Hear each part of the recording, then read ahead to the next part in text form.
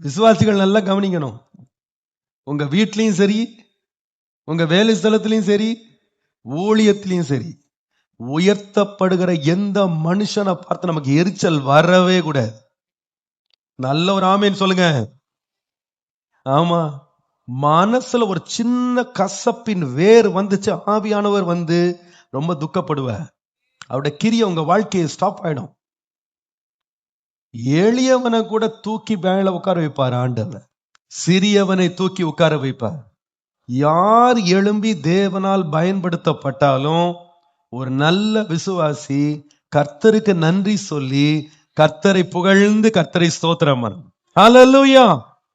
என்னுடைய வாழ்க்கையில நான் ஆசீர்வதிக்கப்பட்டதுக்கும் நான் ஆசீர்வாதமா இருக்கிறதுக்கு ஒரு காரணம், என்னை விட அனுபவத்துல குறைஞ்சிருப்பாங்க, ரொம்ப இப்பதான் தக்கி தடுமாறி மேல வருவாங்க.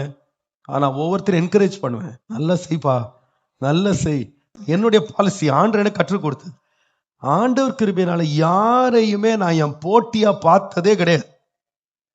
நான் மனம் திறந்து கர்த்தருக்கு முன்பு கரங்களை உயர்த்தி சொல்றேன், கர்த்தர் அறிவார், யாரையுமே நான் போட்டியா பார்த்ததில்லை. யார் தேவனால் பயன்படுத்தப்படுறத பார்த்தும் பொறாமப்பட்டதே கிடையாது.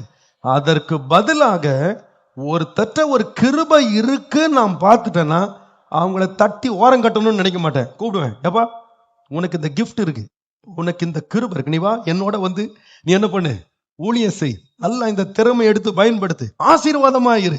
எனக்கு ரொம்ப சந்தோஷம் உன்னை பயன்படுத்துறேன்.